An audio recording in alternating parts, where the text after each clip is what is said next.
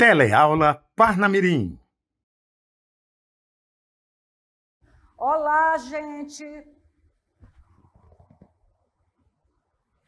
Iniciamos a aula de hoje com um assunto que é continuidade do assunto passado. Vocês lembram da aula passada? Nós falamos sobre várias coisas, sobre a norma culta da língua, sobre os gêneros textuais. Lembram disso? E agora nós vamos fazer o seguinte, vamos ver o assunto da nossa aula de hoje, que é uma tessitura. O que é tecer? É costurar. Então, a gente está costurando nossos conteúdos. Estamos costurando nossos conteúdos. Vejam bem, dando continuidade ao reconhecimento de gêneros textuais, orais, verbais, escritos e multissemióticos. Multissemióticos, inclusive, a professora Robélia fez uma aula no 6º ano. Por isso que é interessante estudar a língua portuguesa em todos os anos, porque é uma cadeia, ela começa numa linguagem simples, até chegar no ano já mais complexo, e daí segue para o ensino médio, até vocês estarem maduros para lerem o mundo e seus sinais ao redor, seus códigos, suas linguagens. Então, vejam bem, hoje nós vamos fazer isso, para complementar a aula passada, vocês vão saber o que é charge, o que é cartoon. São dois gêneros visuais, dois gêneros da linguagem multissemiótica, são muito interessantes, mas são muito próximos, são irmãos gêmeos. Às vezes a gente não sabe qual é um e qual é o outro. É difícil mesmo. Fotografia. Fotografia é arte. Hoje todo mundo se tornou um fotógrafo na era digitalizada, mas a fotografia ela é uma arte. Trabalhar com fotografia é uma coisa que exige bastante conhecimento. Então, nós vamos ver a fotografia publicitária, a fotografia fotojornalística, fotojornalismo, como vocês estão vendo aqui. Qual é a diferença de uma para a outra? E nós vamos ver o cartaz, a notícia, a tirinha e o conto, uma vela para Dário. Notícia, eu creio que... notícia não aqui, não nessa aula, mas nós vamos ver esse conteúdo aqui. Vamos iniciá-lo. Olhe, eu trouxe para vocês uma reflexão. Uma reflexão. Eu encontrei essa imagem, eu achei muito significativa, que ele diz o seguinte: viver sem ler seria como viver sem viver. O que você pensa sobre viver sem viver? O que é viver sem viver? Essa imagem ela traz uma figura de linguagem, uma imagem na nossa mente, uma ideia, um conceito que a gente cria. As figuras de linguagem elas são empregadas o tempo todo, não é só na escrita, na nossa fala, na publicidade. São recursos utilizados para a gente criar imagens em nossa cabeça. Então, viver sem ler seria como viver sem viver. Como é que você interpreta esse viver sem viver? Esse viver sem viver é uma metáfora. É uma metáfora. É algo que implica uma comparação. Ela implica, quer dizer, a comparação está dentro, mas não aparece na leitura. Aparece por trás das palavras. E ela traz uma carga de significados. Vocês têm ideia do que é viver sem viver? E o que é viver? E o que é a vida? Vida e morte andam juntas, lado a lado. É bom refletir sobre as duas coisas, vocês não acham? Sobre a vida e sobre a morte.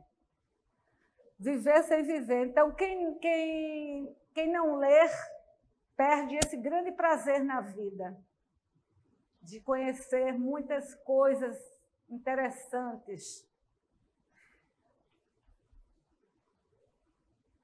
E a dica: você tem uma dúvida? Como é que a gente aprende as palavras? Como? Primeiramente, você lê uma palavra, mas você pode esquecê-la. Só que quando você a lê mais, você passa a visualizar, e nossos olhos são câmeras fotográficas. E você começa a automaticamente, com o tempo, a corrigir e escrever as palavras certas. Porque a leitura vai trazendo uma lógica muito grande para o seu cérebro. Pessoas que leem exercitam mais a mente, são mais inteligentes, desenvolvem mais. Então, é uma questão de necessidade nesse mundo que a gente vive. E ler por prazer. Não é? Então, uma coisa que eu tenho no meu celular, que me acompanha 24 horas na vida, é um dicionário. Antes era um catatal, que a gente tinha que procurar lá a página com o maior sacrifício do mundo. No mundo de vocês, basta você clicar. E eu tenho no meu celular, eu tenho um dicionário online. Eu uso esse dicionário para tudo. A mínima dúvida que eu tiver. Quando eu leio uma palavra que eu não entendo completamente o que ela quer dizer, eu sei o que ela quer dizer, mas eu não sei em profundidade. Então, eu vou lá no dicionário e olho. Se eu estou com uma dúvida ortográfica, eu quero saber como é que eu escrevo corretamente essa palavra. Se eu quero saber a que classe essa palavra pertence, se é um substantivo, se é um adjetivo, se é um pronome, se é um verbo, se é um advérbio, se é um numeral, se é uma interjeição, se é uma preposição, se é uma conjunção, se é um artigo. Então, tudo isso você vai aprendendo no dicionário. O dicionário é uma preciosidade, porque, olha, só não tem dúvida quem não escreve. É impossível não ter dúvidas na hora de escrever. O melhor jornalista do mundo, ele, quando está escrevendo, ele fica em dúvida entre as palavras, entre um S e um Z. Qualquer pessoa. Qualquer pessoa. Um grande escritor, ele também precisa do dicionário à mão, porque muitas vezes ele se confunde, ele conhece tanta língua. É uma riqueza tão grande, um repertório de palavras que ele tem, que ele carrega, que ele se confunde. Então, se confunde quem tem muito conhecimento, mas também quem tem pouco conhecimento, mas também quem tem muito pode se confundir. Só não tem dúvida quem não escreve. E vamos lá, vamos ao cartoon e à charge, que são textos humorísticos, textos de humor. O que são textos de humor? São aqueles textos que nos fazem rir, que dão uma risada sozinho, que você acha engraçado, divertido. E isso é uma arte. É uma arte cênica, existem grandes humoristas, e é uma arte gráfica. É uma arte gráfica desse mundo moderno, desse mundo de vocês. Moderno não, moderna sou eu. Vocês são pós-modernos. E, ao mesmo tempo, trazem mensagens. Por exemplo, esse aqui, ó. Ficou um pouco distorcido, gente, desculpa. Mas você tem aqui um garoto vendendo balas na rua e ele começa a gritar, olha a bala! E aí, de repente, vem 2 balas na contramão e passam 2 pessoas correndo, um casal. Quer dizer, a bala dele é a bala confeito, como a gente chama aqui no Nordeste. Mas as outras balas não, são as que matam. Então, você tem aí o quê? Você tem uma charge. A charge é um desenho forte, às vezes. Ele pode nos fazer rir, mas eles também podem machucar, mexer com nossas emoções, nos revoltar, nos indignar. Então, a charge ele é um desenho humorístico de cunho social e político e social. O que é cunho? O enfoque dele. O enfoque dele é sempre esse. A charge é um gênero de brincadeira, de crítica social e crítica política. Ele é contundente. Os bons chargistas são contundentes. O que quer dizer contundente? Batem com força. Vocês já viram aquelas risadas que a gente dá, que são risadas que não são reais, aquele que você engole? Então, o chargista ele faz isso. O Brasil tem grandes chargistas no mundo, nos Estados Unidos. Charge traz crítica política. Pronto, essa outra aqui, ó. Você tem o aluno com a professora em sala de aula. No primeiro quadro, o que é que ele fala? Quando eu crescer, vou viajar muito. Que fofo! Vai ser piloto de avião? Não, vereador. Então, aí vocês veem que aí você tem uma crítica, a outra era social, principalmente social, a violência urbana, e aqui ela é o quê? Política, não é? Vai seguir carreira de vereador, que assim é mais fácil. Esse conceito político está mudando e tem que mudar cada vez mais, não é? Olha aqui, agora o cartoon. O cartoon é uma piada gráfica. Piada gráfica critica costumes e hábitos. Mas eu não quero namorar você. Ah, não? Então o que faz com esse cigarro na boca? Você tem a morte de um lado. Só me lembro quando eu era criança, que todo mundo que fazia as imagens de morte assim mesmo. Eu tinha tanto medo, eu tinha pavor, porque dizia que a morte chegava desse jeito que está aí. Meu Deus do céu, essa arma na mão, que eu não recordo o nome, machado na mão, olha o machado aqui, ó. Aí, olha assim, a piada qual é? É uma crítica de quê aí? É uma crítica de hábitos, né? Está fumando, ele diz que não quer morrer, mas está fumando, que é o quê? Não é? Então, essa aqui é bem legal, assim, esse cartoon. É uma piada. Isso aqui quando olhei, eu gostei. Agora aqui, fotos... Puxa, que bom que eu cheguei aqui. Eu vou mostrar para vocês uma imagem histórica. Essa imagem é de 1989. Vocês não eram nascidos. E essa imagem marcou o mundo inteiro, porque houve um massacre na Praça Celestial de Pequim. Os estudantes lideraram uma revolta lá tem um regime político muito fechado até hoje, e os tanques de guerra no meio da rua, muitas pessoas foram mortas, e esse rapaz aqui, ele se colocou na frente, a foto foi tirada, ele na frente dos tanques, os tanques pararam. Esta foto, como eu contei para vocês, do massacre da Praça Celestial de Pequim, é de 1989, final dos anos 80. Vejam bem, a internet ela bombou a partir dos anos 90. E o que é que acontece? Quando foi... Isso foi em 89. Olha, uma década, a década de 90, ela foi um fenômeno. Um fenômeno que começou e que continua, que é quando a internet, quando o mundo se tornou globalizado através das redes de computadores, ligando o mundo inteiro. Eu sempre falo, e isso me deixa realmente arrepiada, que eu sou uma pessoa de dois mundos. Dois mundos, porque eu vi o mundo avançar em 50 anos. Um mundo que, na minha infância, era um mundo imaginário para 2050, certo? O mundo da ficção.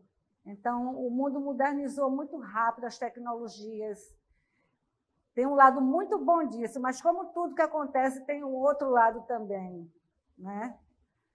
Eu vi, eu tinha meu filho pequeno na minha casa, eu saí para ir na academia. Quando eu cheguei, que eu coloquei os pés dentro de casa, que eu olhei para a televisão, eu não acreditei que eu estava vendo aquilo. Até cair a ficha demorou, porque foi a queda das Torres Gêmeas nos Estados Unidos. Uma coisa que foi filmada e mostrada para o mundo todo. Para o mundo todo. Quer dizer, aquilo ali foi uma coisa... O maior ataque que a gente já viu dentro da história do mundo até hoje.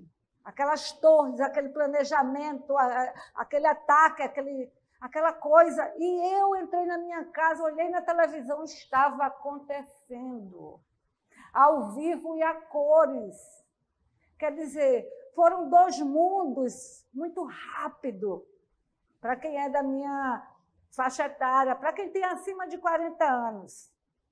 Certo? E 40 anos não é tanta coisa. O Boltzmann, o ator, ele faleceu com 43, e era um menino. O mundo mudou, a vida também, hoje, ela é diferente. Há 100 anos, uma pessoa de 40 anos era uma idosa velhinha. Hoje, você não vê uma pessoa de 40 anos ser considerada idosa, é uma pessoa jovem. Então, o fotojornalismo nunca vai deixar de ser, a mídia impressa ela nunca vai deixar de existir, mas hoje a gente consome muito mais pela internet. E hoje é muito popularizado o fotojornalismo, a fotografia, mas fotojornalismo é coisa de profissional, assim como a foto publicitária. E é uma carreira que vocês podem pensar em seguir. Eu vejo tantos alunos talentosos que desenham, mas que aí não querem estudar outras disciplinas. Não pode. Você precisa ter sua formação, mas quem sabe você não desenvolva, faça um curso de jornalismo, ou de jornalismo, ou mesmo um curso de publicidade. Olha, eu vou mostrar para vocês outra foto agora. Quando você olhar esse tipo de foto agora, você vai dizer, isso é uma foto de publicidade. Você vai começar a fazer a leitura do mundo visual. Então, olha só, a gente não precisa dizer nem qual é a marca, não é? Embora não esteja ali. E eu não vou fazer propaganda, até porque eu nem gosto. Olha aqui, ó. Mas isso aqui, qual é a diferença de uma foto de publicidade para uma fotojornalismo? Aquela que a gente viu anteriormente, do massacre, e também um atentado atentado eu não coloquei, não, mas a outra foto, ela mexe com nossas emoções, com nossos sentimentos, ela nos faz pensar, refletir sobre o mundo, sobre a vida, sobre as coisas que acontecem ao nosso redor. Porque o mundo não é só meu umbigo, não. Nós estamos todos interligados. Nós somos uma raça humana. Então, vejam bem, aqui não, aqui essa foto é de uma agência de publicidade chamada Starpix Studio. Provavelmente pode ser um estúdio de fotografias, que trabalha só com fotografias publicitárias. Eu pesquisei, inclusive, e vi, eles têm muita coisa boa. Olha, quando você vê essa foto, por que ela é uma foto publicitária? Aqui está a interrogação. Quando você olha para essa foto, você sente vontade de quê? O que é que vem à sua mente? A sua boca começa a quê? Principalmente se você estiver com fome. A boca começa a salivar. A imagem faz você salivar. Por quê? Porque você começa a pensar nesse sanduíche e você começa a ter vontade de comê-lo, de consumi-lo, de comprar. Entenderam agora por que isso é uma foto publicitária? Olha aqui, ó. Porque a publicidade, ela vende. Ela vende. Aqui, por exemplo, ela está vendendo o quê? Um produto. Que produto é esse? Alimento. Certo? E aqui a gente tem uma foto publicitária? Temos também. Só que essa foto publicitária está vendendo outra coisa.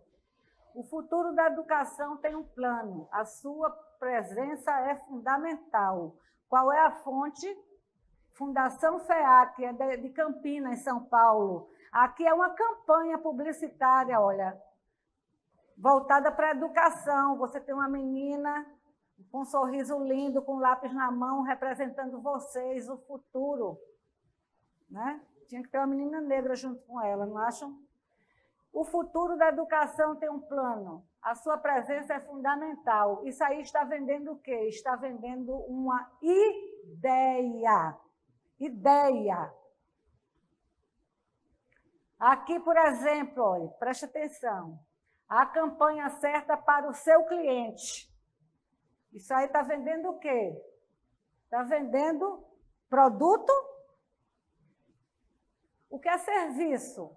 Um restaurante é um serviço, um hotel é um serviço, um táxi é um serviço. Tudo que é feito, uma faxineira é um serviço.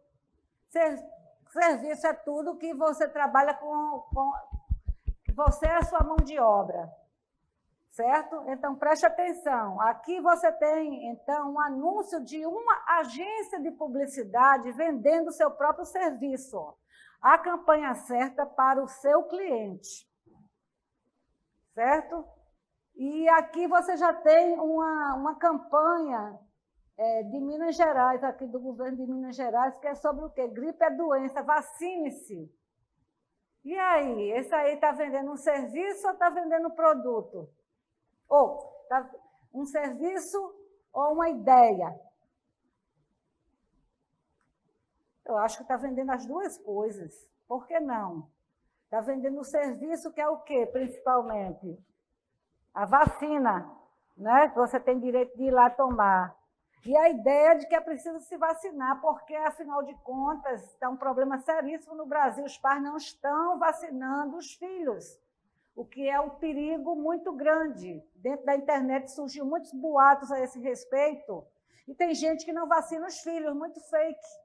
Crianças têm que estar vacinadas. Aqui vai, ó. Vamos reconhecer gêneros textuais em nosso livro didático. Vocês vão pegar o livro de vocês, de língua portuguesa. Preste atenção. Vamos aqui, à página 15. Peguem nosso livro, Tecendo Linguagens, língua portuguesa. Eu vou pedir a vocês que, em casa, durante essa semana, vocês olhem atentamente cada página do capítulo 1, nessas páginas que eu falei, para a gente continuar na aula seguinte, e depois disso nós vamos começar a ler um conto em sala aqui, tá bom? Na nossa próxima aula. Muito obrigada, gente. Tenham uma boa semana e viva o Pantera Negra!